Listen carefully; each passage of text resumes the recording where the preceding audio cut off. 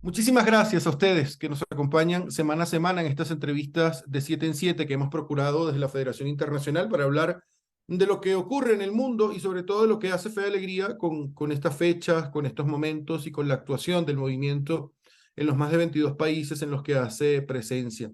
Este viernes 15 de septiembre, las Naciones Unidas celebran, conmemoran, recuerdan el Día de la Democracia, una excusa siempre, como decimos, para hablar de algunos temas que creemos importantes. Y este año, en el tema de la democracia, se han puesto como meta hablarle a las nuevas generaciones, empoderar a las nuevas generaciones. Y esto tiene mucho que ver con Fe y Alegría, porque Fe y Alegría justamente trabaja por las nuevas generaciones a través de la educación. Y para eso hemos escogido la entrevista de esta semana, conversar con Irene Ortega. Irene Ortega es compañera de Fe y Alegría, es la lideresa de la iniciativa de ciudadanía. ¿Cómo estás, Irene? Gracias por darnos estos minutos. Muchas gracias, Héctor. Pues nada, muy bien, celebrando el Día de la Democracia, pues lo mejor que se puede. Algunos dicen, Irene, que la democracia es el sistema en el que, aunque no es perfecto, podemos desarrollar mejor las capacidades de las personas, podemos garantizar el acceso a derechos, podemos tener una vida plena, feliz. ¿Por qué hacemos tanta insistencia en la democracia como modelo? Sobre todo en Occidente. Es verdad que no es perfecta, pero es probable que sea el sistema que mejor garantiza que se dan por lo menos una cierta libertad, ¿no? Que se controla el poder, que se controla por parte de la ciudadanía, se controla quien nos gobierna. Y tenemos una serie de derechos que nos permiten organizarnos, que nos permiten actuar en colectivo, que nos permiten también un respeto a nuestra libertad individual. Sin ese sistema democrático y ese Estado de Derecho, estamos, digamos, a merced de, del arbitrio de unos pocos y normalmente esos pocos usan la fuerza para dominar, ¿no? Entonces, por eso también es el sistema que de alguna forma más facilita la resolución pacífica de los conflictos, por lo menos menos violenta. Hablamos de Naciones Unidas y hablamos de una instancia que se ha propuesto durante muchos años, desde el año 45, intentar como ser custodio, promotor, garante, a veces sin mucho éxito porque no tiene injerencia en las políticas de los estados, pero se ha convertido como en un gran paraguas en las que las personas que representan a los estados a veces se ponen allí debajo para tener un conjunto de normas y un conjunto de garantías comunes, ¿no? Y Naciones Unidas este año habla de los jóvenes, empoderar a las futuras generaciones. ¿Por qué crees que hay que empoderar, como dice ONU, a las futuras generaciones? ¿Tiene algo que ver esto con el desinterés por la política, con el desinterés por los procesos de elección popular, o con otro tipo de intereses, más que el desinterés que podamos conocer ahora como lo ordinario? Bueno, yo creo que para empezar, a veces cuando tenemos una mirada muy etnocéntrica, por decir, ¿no? Cuando vives en un país en el que se da una cierta democracia, es fácil olvidar que la democracia no es la norma. O sea que las democracias no son perfectas ninguna, pero además es que hay pocas democracias en el mundo. O sea, si vemos el número de países y el número de democracias, la democracia sigue siendo la excepción, ¿no? Naciones Unidas se ha convertido, yo creo, un poco en un pepito grillo internacional, ¿no? Se crea después de una conmoción, después de la Segunda Guerra Mundial, después de una vulneración de derechos humanos que sin ser distinta probablemente a la que a muchas de las que se siguen produciendo, fue muy simbólica, ¿no? Por la magnitud, ¿no? De cómo sucedió, pues cómo sucedieron los genocidios, cómo sucedió ese conflicto a escala mundial, ¿no? En un siglo muy convulso, el siglo XX. Entonces yo creo que hay un interés porque no se dé nada por descontado. Y luego porque yo creo que se está viviendo un retroceso democrático a nivel global. Incluso, bueno, en todas las democracias más o menos consolidadas o más o menos garantistas, todas están reduciendo derechos, ¿no? Y esto es un fenómeno global. Y tiene que ver, yo creo, en parte también porque estamos en una época muy incierta. Esta mañana hablábamos justo de jóvenes en Fe y Alegría España y decían mis compañeras del equipo de educación que si antes lo que encontrábamos en la juventud era más una desinformación o un desinterés por lo que pasaba en la sociedad, en el mundo, ahora encontramos a veces una sobreinformación y una ansiedad, ¿no? Se empieza a hablar de la ecoansiedad de los jóvenes, por ejemplo, ¿no? Y eso hace, claro, ellos están viviendo en una sociedad en que las personas adultas, que somos los que supuestamente les tenemos que hacer el legado de la tradición, ¿no? Y apuntar un poco esos valores. Estamos en unas sociedades polarizadas donde peleamos continuamente, estamos dando informaciones que son ciertas de la amenaza ecológica,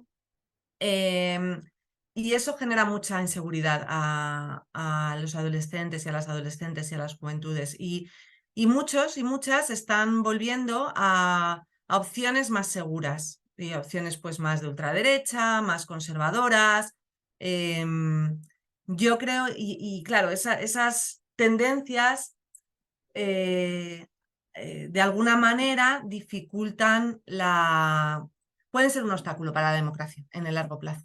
Yo creo que de ahí un poco también el interés de Naciones Unidas de remarcar la importancia de la juventud en la democracia.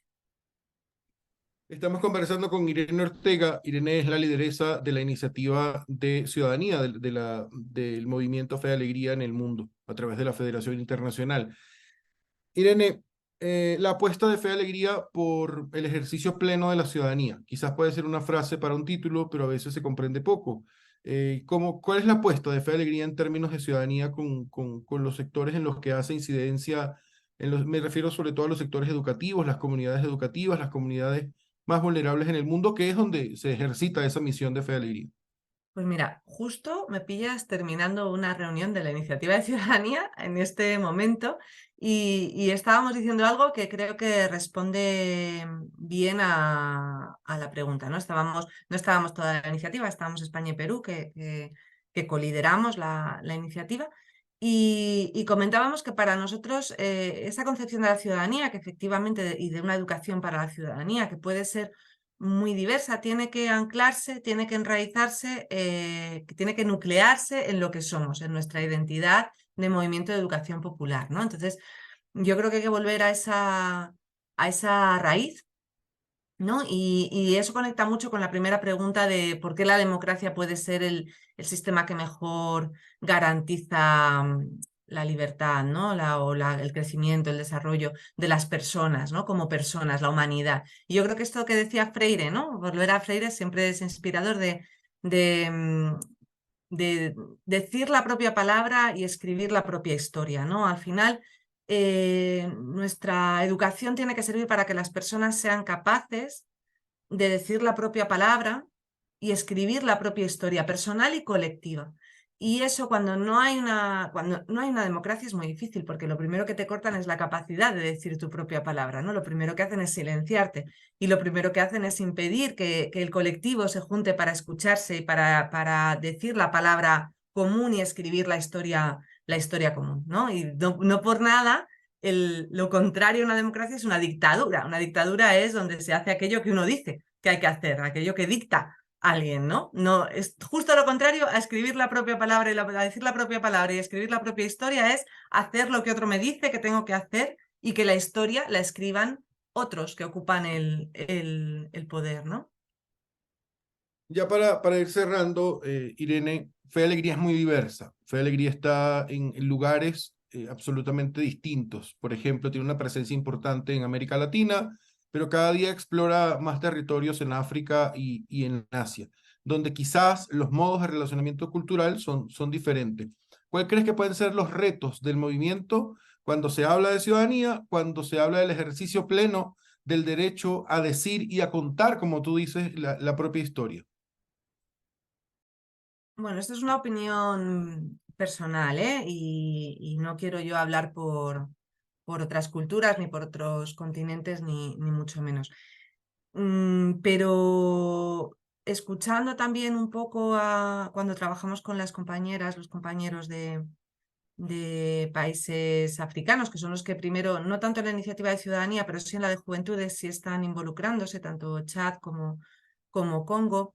Yo creo que al final volvemos un poco a lo mismo. Hay que tener un poco en cuenta cuál es la realidad del país, no solo cultural, sino política. O sea, hay países que están sometidos y en todos los continentes, bueno, no en todos, pero en muchos continentes, están sometidos a mayor represión política. Entonces, es un reto trabajar ciudadanía en contextos donde las democracias no permiten el mínimo resquicio, porque a lo mejor no es perfecta, a lo mejor es frágil, incluso a lo mejor está en una crisis democrática el país, pero hay un resquicio de libertad que te permite trabajar esta participación social, hacer esta formación sociopolítica, buscar esa incidencia política de las comunidades en sus entornos, ¿no? Entonces yo creo que hay que estar muy al contexto. Estos días estamos oyendo, ¿no?, en las noticias distintos golpes de Estado que se están sucediendo en países africanos, ¿no? Y se habla del retroceso democrático en África, ¿no? Y la Unión Africana está